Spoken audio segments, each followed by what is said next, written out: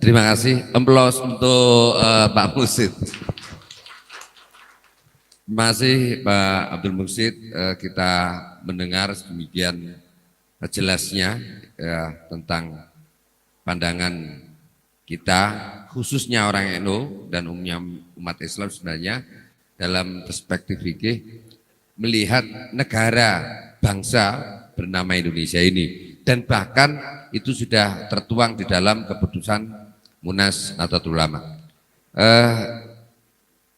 Berikutnya kita akan mendengar paparan dari Bapak Ganjar Pranowo, bagaimana beliau melihat negara bangsa Indonesia ini dalam perspektif beliau. Monggo, kami silakan.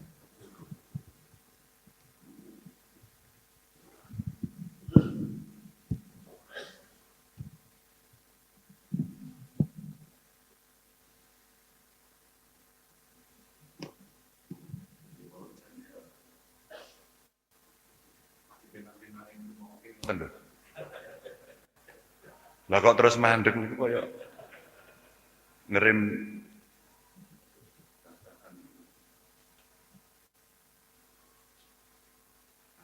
Ya Mas ya. Iya.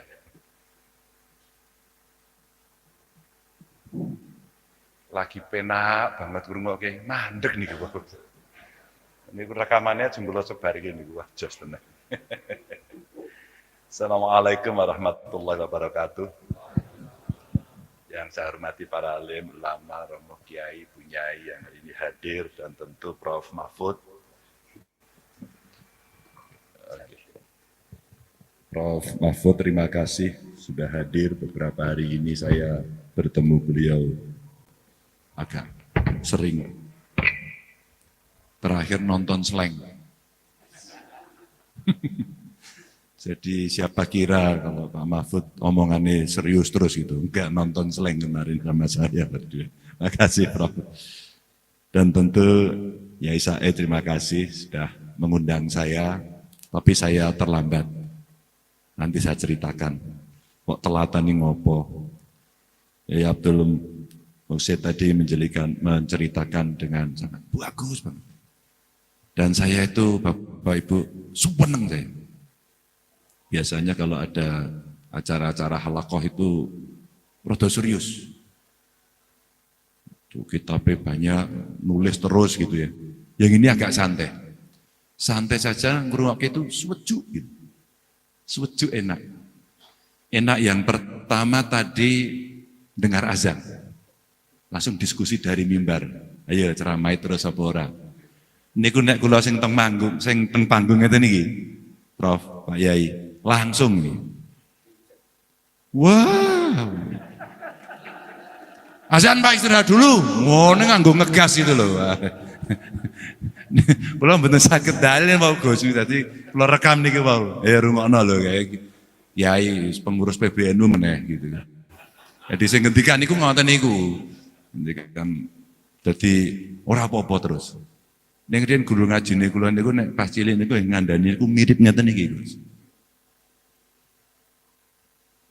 Pak Yai, kalau azan kita lagi ngomong berhenti enggak? Boleh berhenti, boleh terus. Loh gimana toh enggak jelas? Ngoten niku lha nek kondisi enggak? Oh enggak jelas. Ini le. Kene arep mandek langsung ambil air wudu. Salat. Ono. Nek kira-kira salate jek rada mengko ora apa-apa terus. Ngoten niku niki kleru napa mboten niki? Ning kula mboten ngerti dalile lho niki. Enak ngoten lho niki wau ngrungokke iso terus sesuk kula nek ceramah ngoten nggih kula ajeng ngomong wah riyen to tenggene Gus Said kok entuk terus kok ngono. Ora isam. Gitu. Dan tentu ini stafnya Pak Mahfud banyak sekali yang hadir. Terima kasih. Ini sudah hadir Pak Wali Kota juga hadir. Saya mendengarkan tadi sambil mencoba mencatat-catat dari isi yang ada.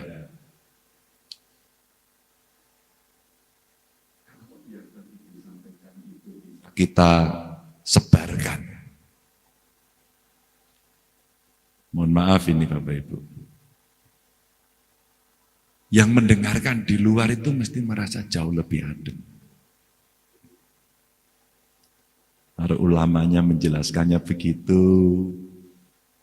intonasinya itu naik turunnya itu enggak ekstrim. Set, ya khas NU lah, guyone rada akeh. Masa NU ra lucu, gitu kan. Itu pasti masuknya itu gini, enak. Dan orang kemudian akan melihat, Islam itu indah betul. Indah betul. Enak betul gitu. Jadi simpati orang kemudian akan muncul.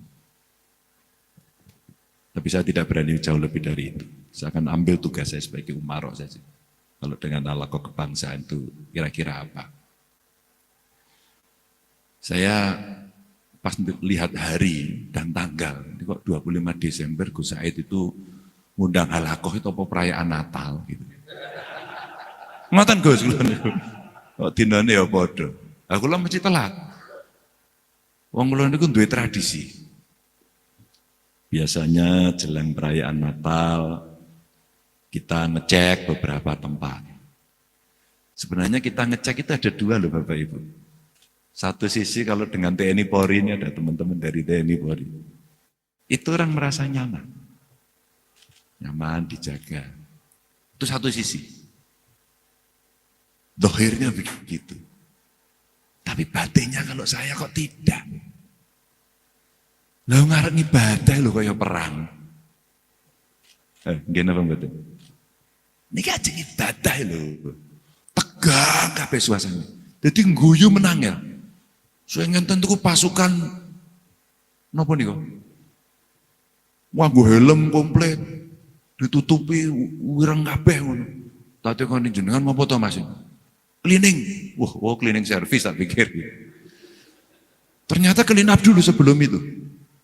Dan itu dilakukan. Itu sebenarnya kalau saya dalam batin saya itu melihat, apa ya kudu kaya ngene Indonesia kuwi. Karena sepakatnya para pendiri bangsa dulu, nilai-nilainya tadi diaturke, pakat ya, awake dhewe urusan donya niki ya ngene iki nggo ono Pancasilane, ono konstitusine gitu kan. Dan kita itu ya memang beda. Aja digoleki padha, ora enak sing padha. Tapi yang berbeda ini bagaimana kita persatukan warna-warninya. Nanti jatuhnya sebenarnya di satu saja. Bagaimana kita saling menghormati. Nah dalam praktek Bapak Ibu, itu enggak mudah.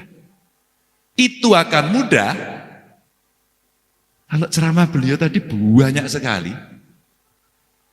Isinya seperti itu, frekuensinya banyak, dan aktor, tokohnya, kiainya, ulamanya, banyak yang menyampaikan. Jadi suaranya terus menerus. Pasti enak. Tadi malam biasalah dengan Forkompimda kita melihat ibadahnya, oh ya dari luar. Selesai Pak Gubernur berkenan menyapa warga yang sedang melaksanakan ibadah Natal. Oh ya, sudah selesai ibadahnya. Sampun, saya kalau masuk mengganggu enggak? Mboten Pak gitu. Melebudak aja sudah kayak konser itu, ketepuk tangan, melebudak itu. Ada semacam kerinduan itu. Maka kalau saya dalam konteks merawat kebangsaan ini, sebenarnya tindakan nyatanya apa? Hari-hari itu tindakan nyata kita apa? Dari tokoh kemudian yang dicontohkan apa? Kalau tidak ada contohnya, zaman sekarang niku no pics hoax. Tidak ada gambarnya hoax katanya. Tidak ada videonya hoax. Maka ada yang kemudian dicontohkan. Maka contohnya yang seperti ini tadi. Di podium menyampaikan halus, ditarik pada sejarah, ditarik lagi pada dalilnya, ada enggak? Mana yang musyawarah dan mana yang isyarah itu tadi. Isare ora entuk-entuk kungum kali, ngoten nggih enten iki. Ziarahnya tambah kerap, ngoten nggih enten niku enten. Selalu saja ada cara-cara yang gaya kita, gaya orang Indonesia. Ya kultur kita memang seperti itu. Tapi sekali lagi tampilannya itu mesti jelas. Dan mulai dari kemarin tadi malam sampai pagi tadi, ya kalau lebaran biasanya kita halal bihalal. Tadi dengan FKUP saya keliling ke tempat Romo, pastor, terus kemudian ke tempat pendeta, sampaikan selamat Natal. Itu terpancar kebahagiaan, senang, sedulurku teko.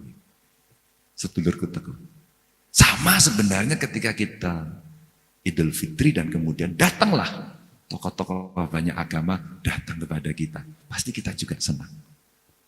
Sehingga suatu ketika saya masih ingat, tapi sudah beberapa tahun, saya masih periode pertama waktu itu. Ya silakan kalau mau ke rumah saya besok di tempat orang tua saya di Kutoarjo. Lalu pada saat yang sama Bapak Ibu hadir tetangga. Hadir juga tokoh masyarakat. Hadir juga tokoh agama. Dan yang menarik pada saat yang bersama itu ada serombongan tamu saya ada dari Ethiopia.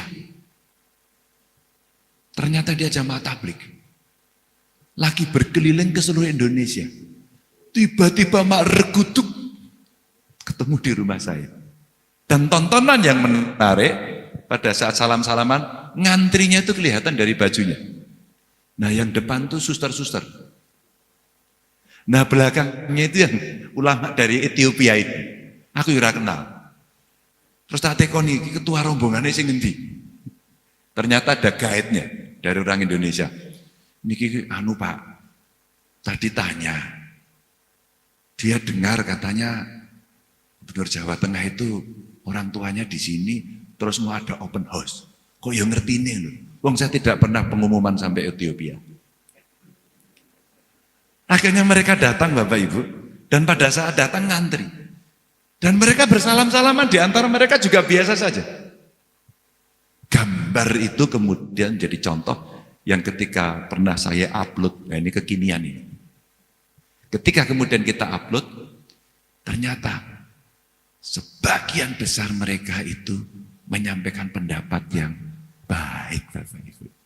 Komentarnya baik Bapak Ibu. Maka ketika kita mesti merawat ini, rasa-rasanya kesepakatan pendiri bangsa itu ya wis kita rawat, kita pasti punya anak, punya cucu, punya cicit, artinya generasi berikutnya itu lahir, yaitu mesti terus saja kita berikan ilmu pengetahuan ini, adab ini. Kita berikan terus, tidak boleh berhenti. Maka kalau tidak berhenti, insya Allah itu menjadi suasana yang Indonesia banget. Nggih ngoten niku Indonesia itu. Maka selesailah pondasi ini. Maka di atas pondasi ini Bapak Ibu, nah ini tantangannya. Sampai pada kira-kira 2045 itu kita jadi maju apa enggak ya? Yang diramal para ekonomi kita sampai 4 terbesar dunia akan terjadi apa enggak ya?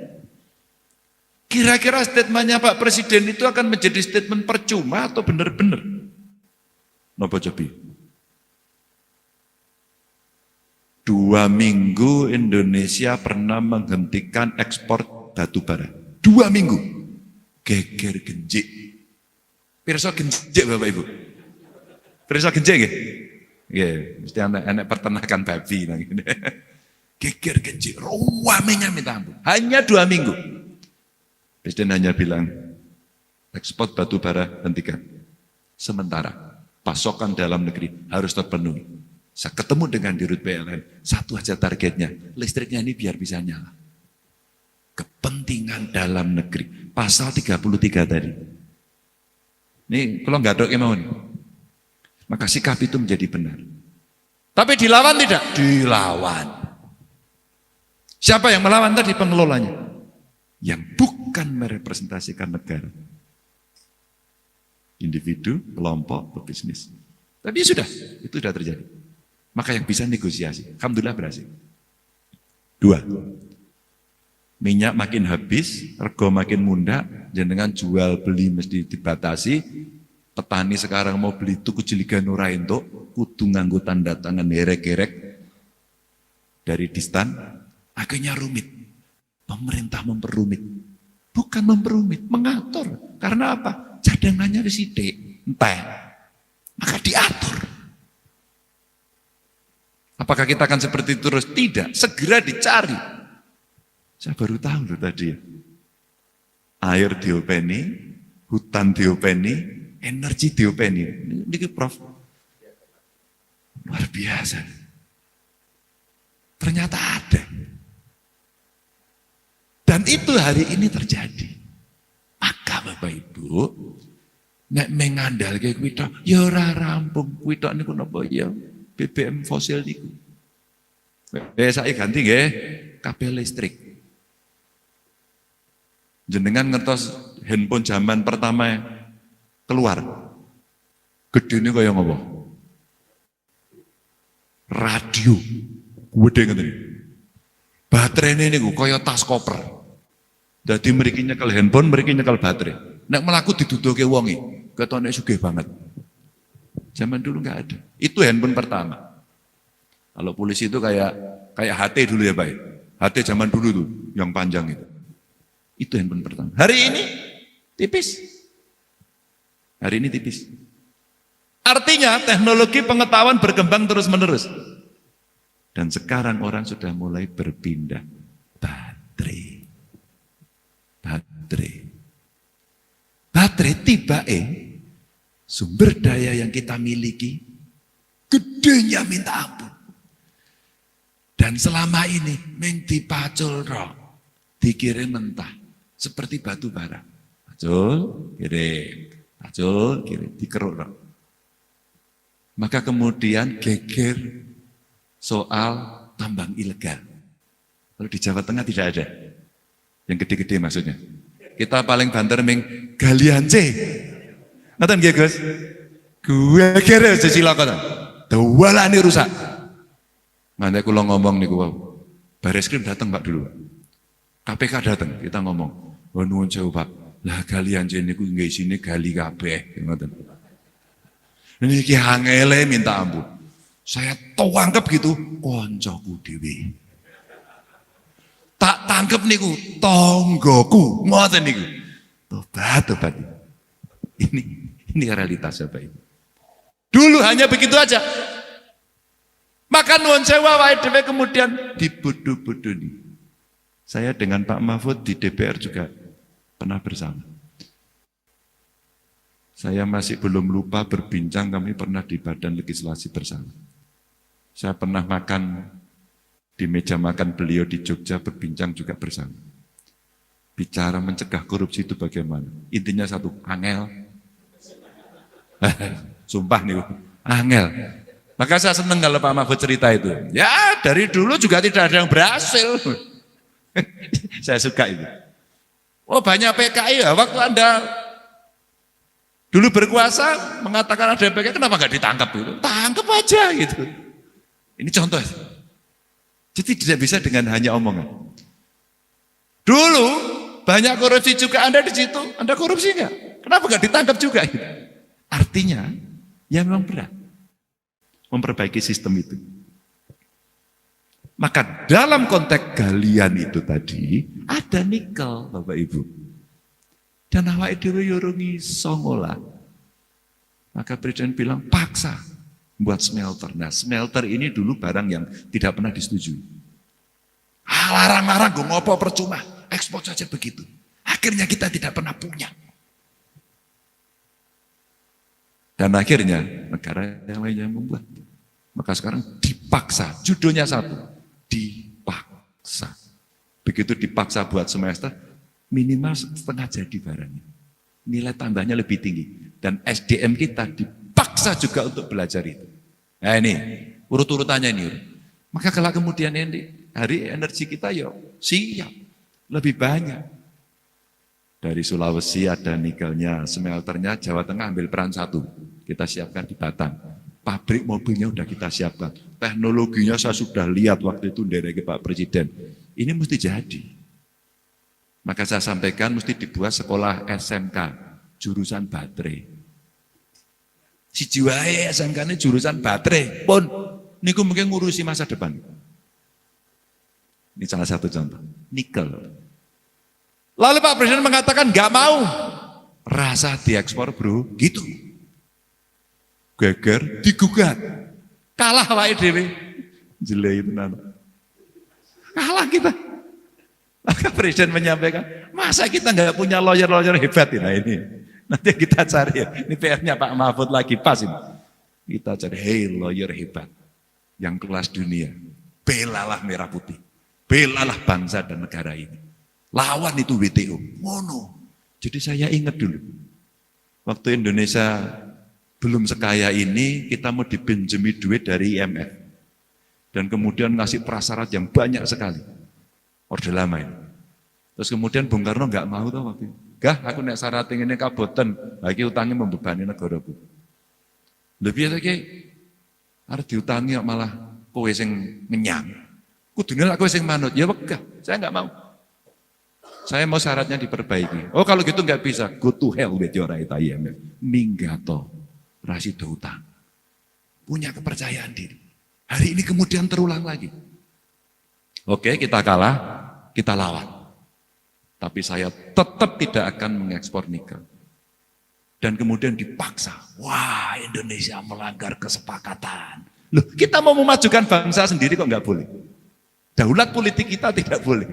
Daulat ekonomi kita tidak boleh. Loh, terus piye? Masa kita diam saja? Enggak lah. Gimana? Ya tentara siap-siap gitu. Perang ya siapkan gitu. Siapkan pasukan gitu. Jaga negara. Jaga republik gitu. SDM-nya kita siap, bangun sendiri. Kita lawan itu. Akhirnya Pak Presiden kemarin terbang ke Brussels dengan pidato yang menurut saya top. Negara tidak boleh meniadakan negara yang lain. Dan tidak boleh memaksa negara yang lain. Keren itu. Akhirnya apa yang terjadi? Kita mesti equal. Setelah itu saya tanya sama Presiden, Pak, jenengan kok rada ngegas toh Pak? Gitu. Di WTO kenceng, di G20 kenceng kemarin, terus kemudian di Eropa, di Brasil kemarin kenceng. Ternyata saya ingat beberapa bulan sebelum di G20, Pak Presiden menyampaikan, saya akan bicara keras. Ternyata di G20 nggak terlalu keras, kerasnya kemarin di Brasil. Dan pada saat itu sebenarnya Bapak Ibu, itulah yang disampaikan pada saat Presiden, saya lupa pengarahnya di mana, beliau sampaikan bahwa kita cari sekarang di mana Indonesia ini tergantung kepada asing, disitulah sebenarnya kita mesti urus sendiri. Kita balik negara asing tergantung sama kita. Nikel Bapak Ibu. Itu teknologi masa depan. Dan yang kemarin diturunkan lagi siap-siap boksit. Jadi sumber daya alam, bumi, ya, air, dan kekayaan alam yang terkandung di dalamnya, tadi diatur dikuasai oleh negara dan digunakan sebesar-besarnya untuk kemakmuran rakyat. Kudunya kan ada di situ. Nah, Bapak Ibu, fondasinya sudah kuat, nah bangunan di atasnya itu tinggal kita isi. Tapi kalau gurunya kita dulu mengajarkan pada kita ya, suruh belajar sampai ke negeri Cina katanya gitu. Saya ketemulah dengan orang-orang dari Cina ini. Negaramu kok maju nih cepet banget ini apa tuh? Ternyata itu bukan negara inovatif, negara nyontoh, duplikator yang paling baik, tapi cepet banget. Dan satu kata saja ternyata Bapak itu saya tanya, negaramu kok bisa banter banget ya? Speed. Maka menuju 2045 itu sekarang semua sudah ada keberanian, pondasinya kuat, tinggal satu, speed, cepat, cepat. Kalau kita tidak cepat, maka kita yang ketinggalan, Bapak Ibu. Nah, disitulah kemudian roadmap di 2045 itu optimis kita bisa mencapai itu semua. Bapak Ibu yang saya hormati, tentu kalaulah cara kita berlari menuju titik seperti cita-cita di pembukaan Undang-Undang Dasar itu bisa kita kejar, maka yang gondeli baju di belakang ini mesti kita selesaikan. Apa itu? Tadi itu yang diatur. Apakah pemerintah itu togut tidak togut? Apakah kita masih pakai ideologi yang lain? Itu wis kudune wis rampung itu digeret mundur terus. Ora barbar awake dhewe. Iki arep melayu ditualeni sikile ngopo to itu? Kalau itu sudah selesai, maka sebenarnya larinya ke depan tadi ini yang mesti ada akselerasi, percepatan. Sehingga halakoh ini menurut saya rasa-rasanya kalau ini programnya dari Kemenko Polhukam, ini mesti diturunkan ke daerah. Dan mesti lebih banyak lagi. Jenengan kayak kalau udah melih, untuk berkeliling, dan kalau perlu dicari 1000 ulama yang bisa bicara seperti ini, siapa saja. Sehingga jihadnya ada di situ. Untuk menyampaikan seluruh pengetahuan itu dan serentak masif. Kalau perlu menjadi TOT, Training of Trainer, untuk kita masukkan kemana? Ke dunia pendidikan Bapak Ibu. Dunia pendidikan, maka sistematis. Ini kalau nggak masuk dunia pendidikan repot kita. Kita ceramah begini, Pak Mahfud bilang nggak boleh lebih dari 50 orang di sini katanya gitu. Mesti banyak Prof. Ini mesti datang semua, datang Pak Mahfud, kiai besar semuanya, pengen semua datang. Ini kalau diumumkan langsung, wah sudah penuh, sudah buka teratak, sudah pasti. Pasti, ini sesuatu yang pasti sangat menarik. Nah kalau ini bisa kita masukkan ke dunia pendidikan, Bapak, kita aman. Saya itu ngurusi dunia pendidikan, tak pikir yang gegeri muridnya, gurunya yang marak geger gitu. Masya Allah, luar biasa, luar biasa. Jadi saya ngawas itu sekarang satu persatu. Maka pernah saya sampaikan, ini mohon maaf ya. Mungkin saya keliru. Tiba-tiba kenapa anak-anak, siswa-siswa itu tiba-tiba persami, perkemahan Sabtu malam Minggu. Handphonenya nggak boleh dibawa. Terus dibaiat. Pulang ngonek-ngonek ke wong tuane Pak Wali. Pak kowe keleru, Bu kowe keleru, cilaka ora. Wis kene ora manut aku sing minggat. Lho piye iki? Adabnya hilang. Kula goleki kula telusur, nemu Bapak Ibu. Ada di dunia pendidikan. Non sewu. Dulu saya ketemu teman-teman Ansor. Saya ketemulah teman-teman PMI dari IPNU, PBNU juga kita omong. Ayo kita gerakkan lagi. Apa? Masjid nang sekolahmu kuwi, takmire kowe wae. Langsung saya perintahkan hanya satu saja. Mulai besok asesmen takmirnya yang tidak cocok diganti esok-esok. Sudah gitu. Itu kalau nggak pakai power nggak rampung. Maka dengan cara itu baru kemudian kita siap gerak pasukan lurus kembali. Nun sewu Bapak Ibu. Kalau enggak, itu ngeri. Dan saya mendapatkan informasi ini dari siapa? Dari saya sendiri, mboten. Siswa menyampaikan sendiri, dan satu dari ex-napiter. Pak Ganjar ngati-hati, zaman kula riyen, niki pas dereng tobat. Zaman kula tesih ndelik-ndelikke melu ngerakit bom, ngerancang-rancang, pengen dadi manten dan sebagainya itu. Cara masuk kami adalah melalui dunia pendidikan. Bapak Ibu, ini saya ceritakan. Sebagai umarok tentu saja, pengalaman ini saya sampaikan untuk kita bisa memperbaiki. Saya doakan Bapak Ibu sehat. Karena sudah jam 12 lebih, ini kalau kita teruskan bisa melanggar undang-undang kesehatan, kan sudah masuk jam makan siang. Nun sewu menawi wonten kekirangan. Assalamualaikum warahmatullahi wabarakatuh.